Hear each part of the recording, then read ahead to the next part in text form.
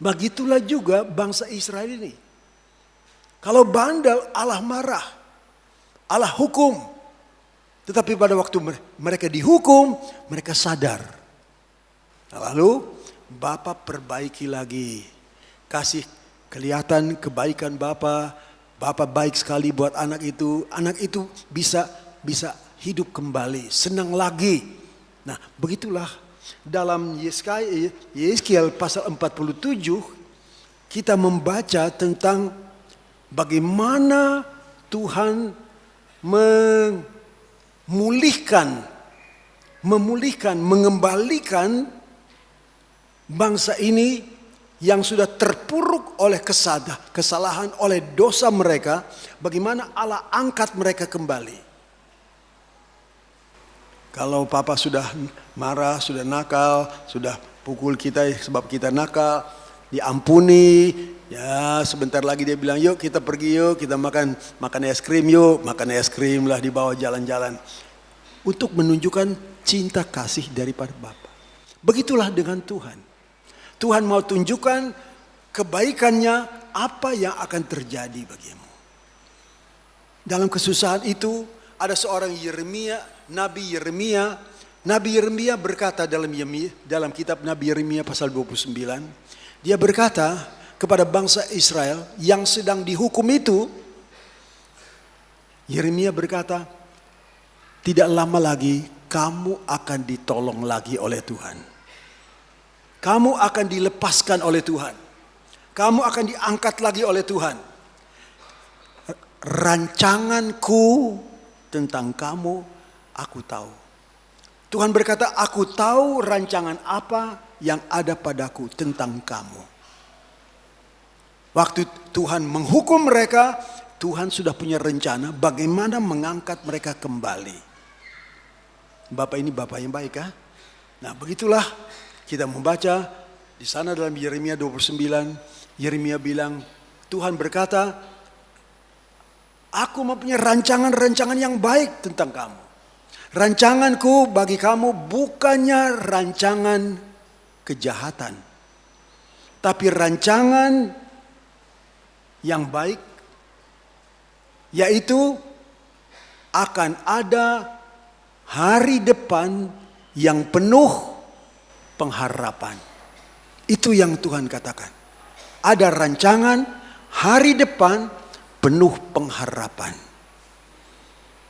Kalau orang sedang dipukul habis-habisan, udah habis sama sekali. Misalnya orang dagang lantas dipukul oleh Tuhan, dagangnya bangkrut. Lagi bangkrut, mau bagaimana angkat dia supaya bisa jadi pedagang yang baik lagi. Tidak gampang. Memang bagi Tuhan segala perkara bisa jadi. Tetapi mau kita diangkat lagi apa tidak? Kita bisa minta ampun, tetapi apakah kita mau berkata, Tuhan, kalau tadinya aku suka melawan Tuhan, aku mau lakukan apa yang aku mau, tapi tidak melakukan apa yang Tuhan mau, aku salah. Nah, Tuhan mau memperbaiki kita. Tetapi kalau kita juga turut melakukan apa kehendak Tuhan, maka Tuhan itu sangat baik. Nah, disinilah kita membaca kebaikan Tuhan dalam Yeskiel pasal yang ke-47. Saya sudah minggu lalu membaca kepada saudara mulai ayat yang ketiga. Saya ambil sarinya saja.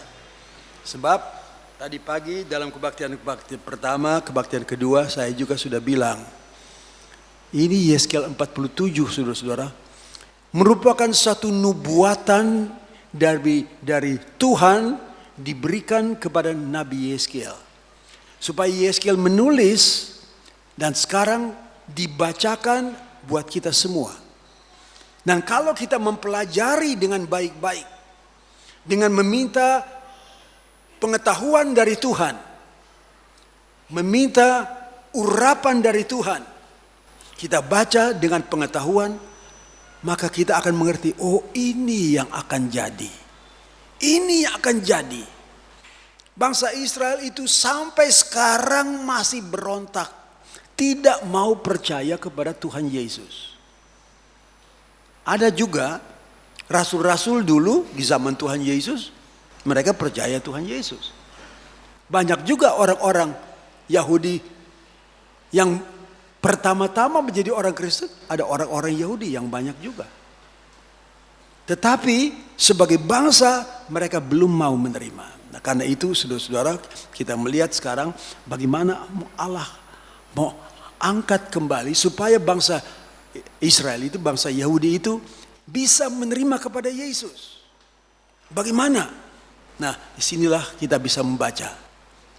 Ini bahasanya bahasa bayangan. Dia lihat pohon, dia lihat ikan, dia lihat laut, dia lihat laut air asin, laut asin, dia lihat laut, nah, pokoknya ada banyak yang dia lihat. Apa artinya semua itu?